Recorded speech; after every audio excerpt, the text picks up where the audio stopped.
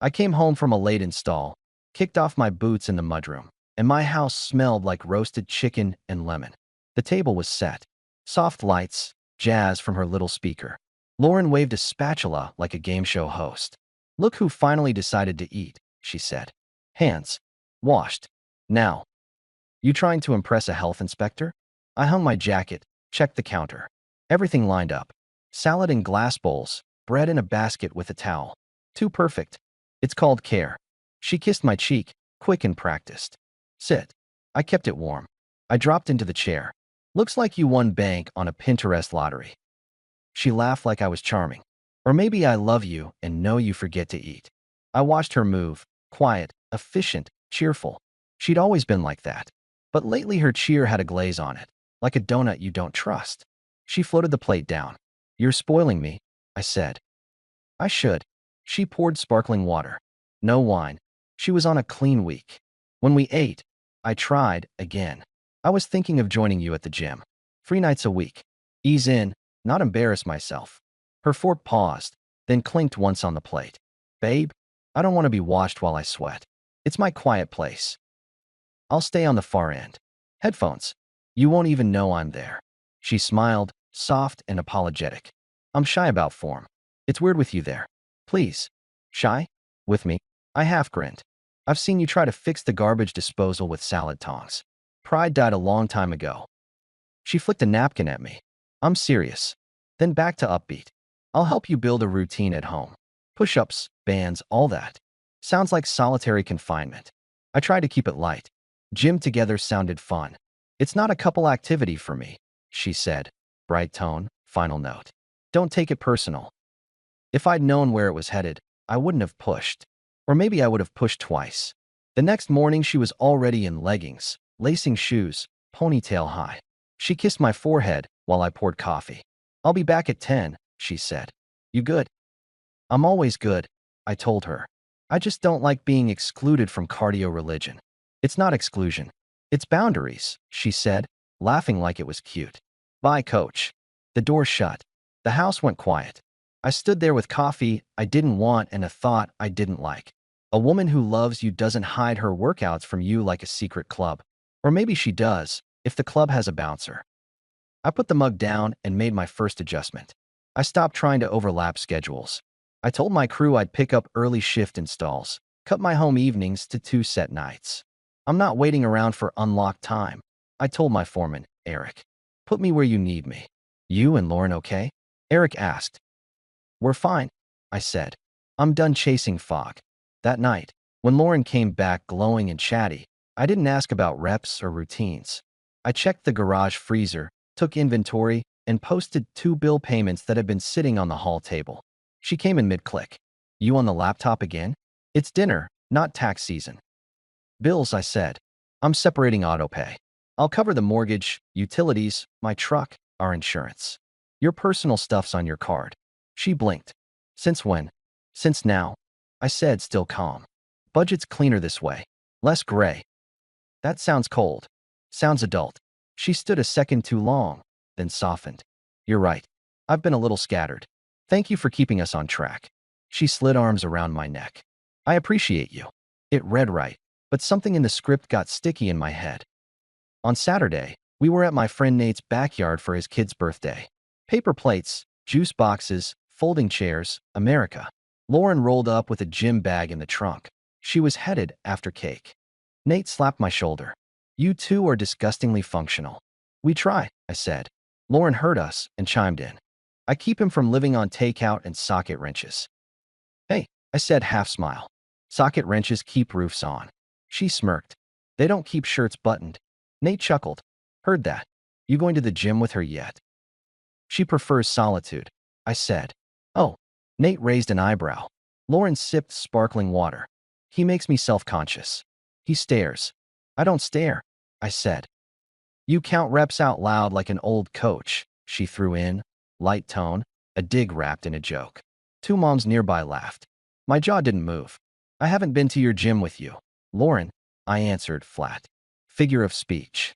She waved it off, then patted my chest. "He's harmless." Nate looked between us. "He's not bright enough to hide it." "Well, cheers to harmless." I set my plastic cup down. I turned to the small group. Quick note, friends. My time is not a joke. I don't come to people's homes to get labeled like a puppy. I said it plain, no heat. Then to Lauren, just for us. If you have feedback, bring it to me, not them. She blinked, then smiled like I'd done a magic trick. Oh, big man speech. Boundary, I said. Put a bow on it. She kept the smile, a thought flickering behind it. 10 minutes later, when we walked to the car, she touched my arm. I didn't mean anything. I know what you meant, I said. I drew the line. She slid into the seat. You made it a whole thing. In front of people. You did, I answered. I finished it. She stared out the window, then softened again, classic pivot. You're right. I was careless. I'll watch it. Then, as if a prize. You want brunch tomorrow? My treat. Sure, I said.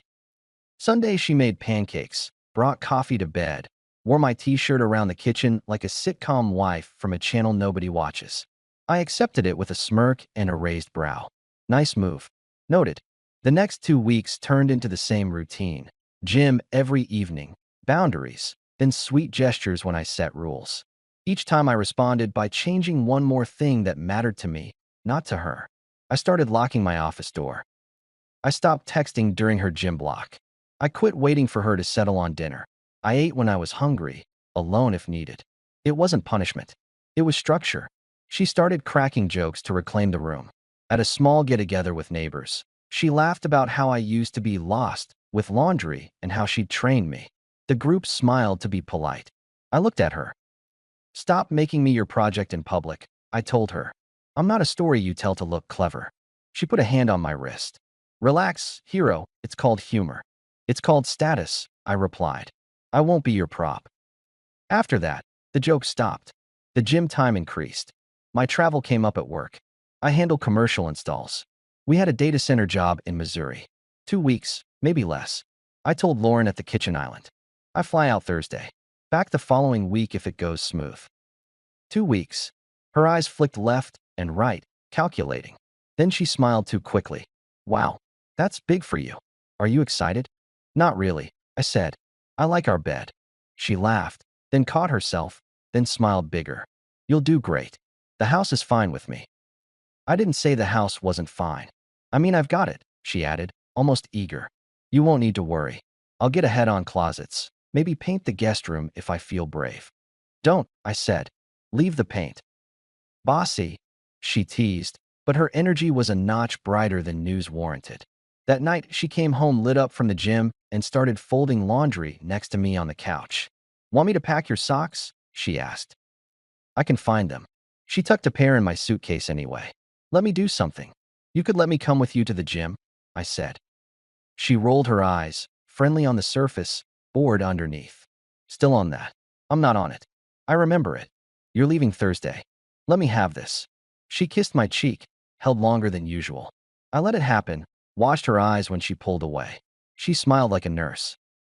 Wednesday, night before my flight, I set my own rules. I moved our house account into 2 sub-accounts. Mortgage and utilities draw in one, her allowance into another. I printed my itinerary, left a copy on the fridge, plain and uninteresting. I put the spare key that lived on the grill side table into my pocket and didn't put it back. I walked next door to check on my neighbor, Jenna, a smart-mouthed nurse who'd joked for years that our cul-de-sac gave her more material than the hospital. You need me to watch the house? She asked. I'm great with plants and nosy old ladies. Water the rosemary. Ignore the old ladies. If something looks off, text me, I said. So normal, she said. I left it there. At the airport, Lauren called. Send a selfie. I sent a photo, straight face, luggage behind me. She sent back a heart and a bicep emoji like a teenager. I laughed alone. We were installing racks by noon the next day. The only part of travel I like is work. It's honest. Cables don't lie. Friday around 9, my phone buzzed. Jenna. Not my business. Maybe I shouldn't say anything. But a big, jacked guy went into your place yesterday. He hasn't left. I stared at the text. It didn't shake me. It just made things stop moving. I typed, then erased it, then typed again. Thanks for telling me. Could be a contractor? Then another. Also, could you grab a couple photos? Through glass. If it's safe. She replied fast. James Bond. I'm in. I kept working. 30 minutes later, 3 photos popped up. My living room. My couch. Lauren curled into a man I'd seen once at her gym when I'd brought her water. He was comfortable like he'd paid the mortgage. Her hand across his chest. His shoes by the coffee table. A plate with crumbs next to them. I stood in the server room and breathed. Not fury. Calculation. Jenna pinged again. Almost got noticed. Would have been a mess. Not the time, but you owe me dinner. I typed without thinking. I'll kiss you when I get back. You saved me. She responded with a laughing face and a knife fork emoji. I put the phone face down. The cables stared back, patient. I called someone I trusted, Tom, a lawyer who'd helped me with a contractor dispute years ago. I need papers, I said. Clean, fast, all in order. I'll send you what you need. Send me the pictures, full names, the house info, he said. We can start now. You'll need to sign in person at the end. I'm back in a week and a half. That works, he said. Keep your head. Handle your job. I did my job like nothing happened, because nothing happened that changed my work. Nights, the phone kept buzzing. Jenna sent updates with short captions. They're grilling out back. He's wearing your apron. I'm not kidding. She sent a photo from her upstairs window. 2 figures at my grill. A t-shirt I'd left on the back hook. Smoke, a beer bottle on the rail. I felt something like amusement at the audacity. I typed to Jenna, "You're a menace. Keep a low profile." She replied, "I'm a professional menace." And I can hear her laughing loud on purpose. The next morning, they took a run together. He swatted at your rosemary because a bee bothered him. I hissed at him through the glass. Kidding. But I wanted to. I thanked her with an absurd promise about a steakhouse when I got back. She demanded only a good story and a night off her feet. I worked, ate, slept. Tom kept me updated. The documents would be ready when I landed. He needed my signature to finalize what could be finalized without drama. Tuesday night, Jenna again. He carried a bag in through your front door. She didn't look left or right. Bold. I wrote, "You're doing more than you signed up for." She, "I like you less clueless. Consider it neighborhood maintenance." Thursday, when I finally sat alone in my hotel and the room's AC clicked like a metronome, Lauren called. Happy bright. "Hey, traveler. How's Missouri? Cables everywhere," I said. "You good?" "So good," she chirped. "I've been sleeping on your side to pretend you're here. Stupid, right?" "Adorable," I said, voice flat enough she should have felt the floor tilt. "Don't be grumpy. I made a roast. I'll freeze you a portion." "Thoughtful," I said. "I have an early call. Get some rest." "I miss you," she added soft. I said. "Bye." I hung up and stared at the ceiling. Illusion of change number 2. Extra sweetness when she sensed guardrails. It didn't change my next step. I pulled up the airline app and confirmed my Saturday morning flight. I texted Tom my ETA. I told Jenna, landing Saturday, barbecue braggarts better be gone. She wrote, "Copy. I'll have popcorn just in case." Saturday, I landed, shook Tom's hand in his small office, and signed. He explained timelines and mailed copies. I didn't need the lecture. I needed paper. He handed me the folder. "It's straightforward," he said. "You kept your accounts clean.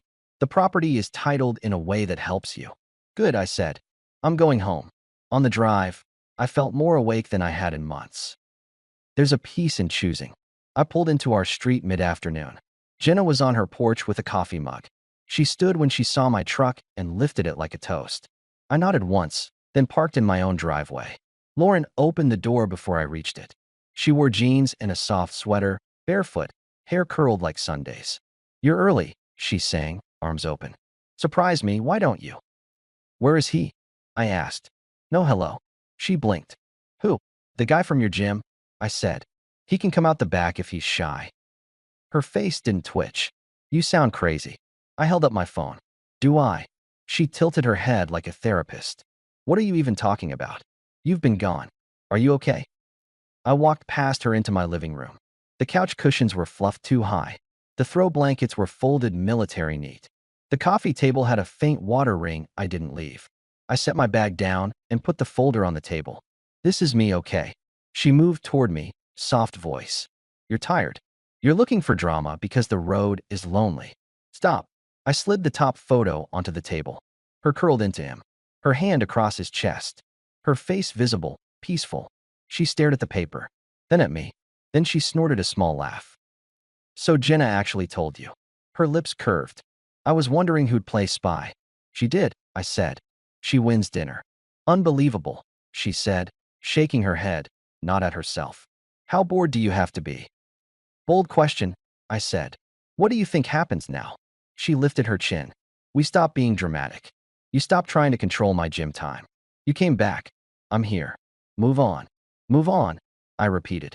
That your pitch? What are you going to do? She smiled, cool and confident. Leave? You're not leaving me. Don't be ridiculous. I took the folder, pulled the papers out, and set them in front of her. Laugh first if you need to, I told her. When you're done, collect your things.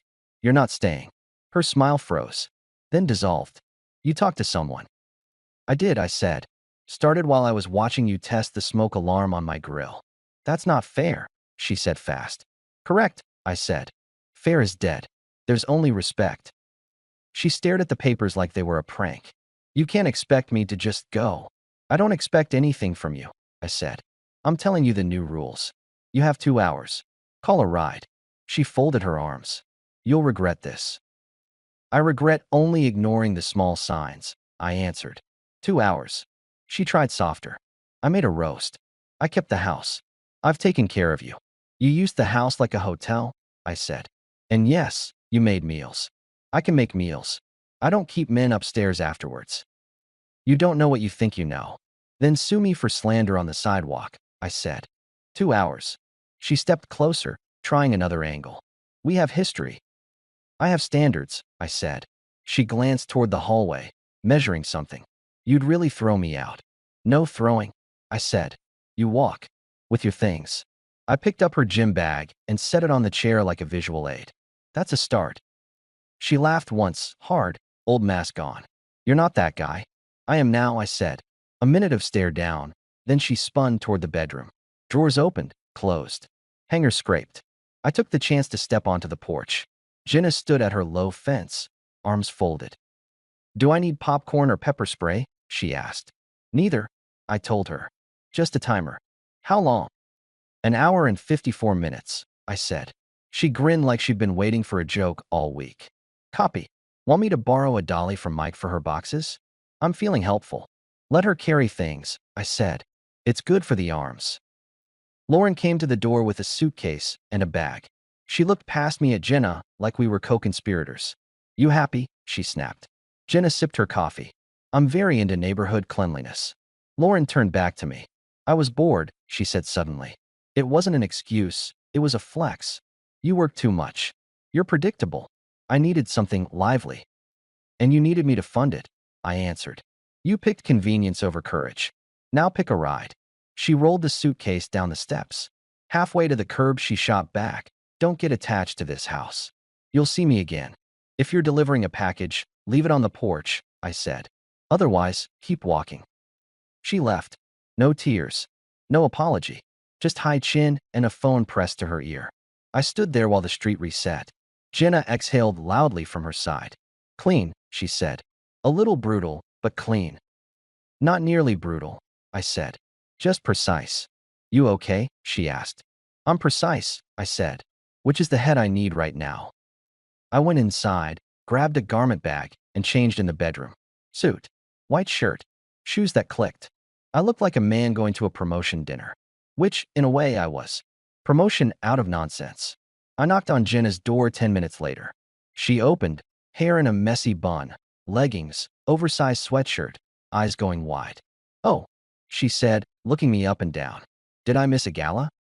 You're not dressed, I told her. We have dinner. Or did you forget? Her mouth parted, then curled. You're serious. Book a table or trust me? I asked. I've been nosy all week. You pick, she said, then stepped aside. Give me 15. I waited in her small living room that smelled like laundry and cinnamon. She reappeared in a simple dark dress, flats, earrings, a touch of confidence she didn't bother hiding. Well, she said, do I get a compliment or a shrug? You look like trouble I can explain to my mother, I said. Let's go. We drove to a place with white tablecloths, but no piano, the kind of place you bring someone when you mean it. The hostess glanced at my suit and forgot to ask for a reservation. We sat. Water arrived. Jenna leaned in. Before we start, Are you sure you want to be out? No decompression needed. I decompress by moving forward, I said. She nodded. I respect that. We ordered food we could put forks into without thinking. The rhythm came easy. So, she said, when did you know? Week before I left, I said. Not the first hint, but the first time I stopped pretending. I didn't want to be the neighbor who ruins marriages, she said. Kind of cliché. You didn't ruin anything, I said. You turned on the light. Whatever moved in the dark was already there. She tapped her glass with a nail. You're not angry? Oh, I'm angry, I said. But anger makes me sloppy. I prefer outcomes. That was an outcome, she agreed. We ate. We traded the usual basics. Work stories, family gloss, guilt about how much TV we pretend not to watch. In between, my phone lit up once. Unknown number. I turned it face down without breaking a sentence. Jenna watched me do it. Good, she said. At the end, she sat back. I said dinner would be enough for now. But that was before the suit. So dinner isn't enough now, I guessed. It's enough, she said, slow smile. It's just not the end. You want a second date in writing? I asked. I want you to say out loud that this isn't rebound theater, she said. I like you, but I won't be a plank you walk on to get to shore. You're the shore, I said. The plank was paperwork. She shook her head, laughing. Cheesy, but acceptable. I drove her home. On her porch, she looked at me. I said dinner was enough to start, she said. And this is only the start, right? Of course, I answered. It's only the start. We didn't run inside like teenagers. We said goodnight like adults. I walked back to my house, took the trash to the curb even though it wasn't full, and slept alone with the windows cracked. The night air was honest. The week after, I finished what I started. I changed the codes on the smart locks and set the camera notifications to ping my phone and Jenna's in case I missed something on a ladder. I told Tom to file and send whatever needed sending. I called Lauren's mother, a blunt woman who'd always liked me until liking me required work. I wanted you to hear it from me, I said. We're done. It's final as far as my end goes. She can pick up a few boxes Thursday at noon if she schedules with me. Otherwise, they'll be in storage with her name on the unit. Her mother's sigh was long and unhappy. I knew she was playing with fire. She brought a torch, I said. I'm not standing nearby. I'll tell her, she said. Lauren texted twice, performative and slippery. We're overreacting. We can fix this. That house isn't yours alone. I replied once. Noon Thursday or storage. Choose. She chose not to reply. Thursday at 12:10, Jenna and I were in my driveway when a rideshare stopped at the curb. Lauren got out in sunglasses, lips pressed. She took 2 boxes Jenna had helped label and walked them to the trunk. No conversation. No scene. She looked at Jenna once like she'd swallowed a lemon. You'll regret trying to look like a hero, she said to me. I'm not trying, I told her. I'm succeeding. She got in the car and shut the door. It drove away. I checked the time. 12:15. Clean. I kept doing my job, and my life filled in all the places I'd cut thin. I showed up early at the shop and stayed for the nasty jobs nobody wanted, crawl spaces and attics, and fixing the mess the last guy left. I slept, went for runs without announcing it to anyone, and cooked my own dinners in a kitchen that looked like itself again. Jenna and I built a rhythm with no ceremony. Evenings on our porches, lunch in her break at the hospital if I was near, Sunday grocery runs that made us look domestic to strangers. She was funny in a way that didn't require permission. She gave me pushback when I deserved it and silence when I didn't. I like both. News traveled the neighborhood the way news does, by dogs on leashes and trash cans at the curb. I didn't give a speech. I didn't tell a side. I just lived with my door closed. People can read a closed door better than they pretend. Lauren tried one more tactic a month later. She showed up on a Saturday morning, early, with a bakery box and a look I recognized from 100 social media posts. The performance of a second chance. I opened the door a crack. Jenna stood in my kitchen, visible behind me, pouring coffee. Lauren raised the box. I brought cinnamon rolls. Remember the place you like. I don't do sugar in the morning, I said. You used to, she said, smile pinned in place. Used to isn't now, I said. She angled her head to peek past me. Oh, cute. Do you need something? I asked. I'm here to talk like adults, she answered. You were rash. We can. No, I said. You didn't even let me. No, I repeated. We're not a democracy. We're a concluded project. She stared, then put the box down on the porch railing like an offering to the gods. You'll regret this when you cool off. I cooled off, I said. That's what this is. She made a face like I was rude, then took a breath like she was moving into her final push. I'll see you around, she said. You won't avoid me forever. You will see me, I agreed. At the hardware store, the stop sign, wherever people exist. You won't be in my house, my accounts, or my plans. That's the only difference that matters. She waited for a reaction that didn't come. When she got none, she walked to her car and left for the last time. I picked up the bakery box, handed it to Jenna. These any good? I asked. I'll bring them to the nurse's station, she said. Sugar is their religion. Tom sent me the final paperwork in a thick envelope in early fall. Clean. Tight. Done. No house for her. No extra draws. No entanglements beyond the property she'd already picked up. It wasn't triumph. It was arithmetic. Word got out the way it does in families. Her sister unfollowed me without fanfare. Her cousin sent a one-liner apologizing for everything, which told me exactly how much they now knew. Friends who had laughed at our barbecues texted me versions of man-to-man respect. A few admitted they'd suspected something and kept quiet. I wrote back, you weren't married to me. It wasn't your job. Then I put my phone down and went to work. I took Jenna to a cabin upstate when the leaves started to change. We ate burgers by a lake, read separate books on the same couch, and drove home on small roads because the highway felt like a line I didn't need to stand in. On the drive back, she looked over. You ever going to put a label on us? She asked, half joking, half not. I thought we did the night you made me throw out the chipped plates, I said. That was practical, she said. So is this label, I said. You're my partner. If I propose, it'll be when the new porch is built because I'm not dropping one knee into splinters. You're ridiculous, she said. But her smile kept going even after the road bent. 2 months later, in front of that new porch with soft boards and a railing I measured twice, I asked her. She said yes with a simple obviously. We did it small, with real vows and no champagne fountain. The neighbor kids threw birdseed and stole half the cupcakes. It felt like a home should feel, not perfect, solid. As for Lauren, she moved. She bounced between a sublet and her parents' place 2 counties over, then settled back with them because the rent checks didn't click in the real world. Someone told me she was working nights at a restaurant, not in the front. It fits. That job eats patience and gives back dishwater. The people who used to clink glasses with her in our backyard stopped stopping by her social pages because the algorithm doesn't like slow-motion falls. I didn't watch. I didn't need the play-by-play. She had wanted comfort without cost. She lost both. That's the only calculus I cared about. Now, if you ask me what I learned, I'll keep it short.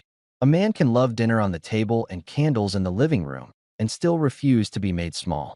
You're not required to lose your dignity to keep your house warm. You set rules. You enforce them. You do it quietly, and you do it once. The last time Lauren popped up, months after it was all done, it was a text with no hello. Miss you. I typed 3 words and didn't send them. I deleted them and sent 2 different ones. Wrong number. I put my phone face down and tightened the bolt on the porch chair that had started to wobble. Jenna came out in a sweatshirt, handed me a socket wrench, and smirked. You and your tools, she said. They keep roofs on, I replied. She leaned on the rail. Dinner at my place. I'm making pasta. Better than roasted chicken? I asked. Depends on who's eating it, she said. Lucky him, I told her. She rolled her eyes and went inside, and I finished the chair, washed my hands, and followed her, not because I was hungry, but because my life was mine again. And I planned to keep it that way.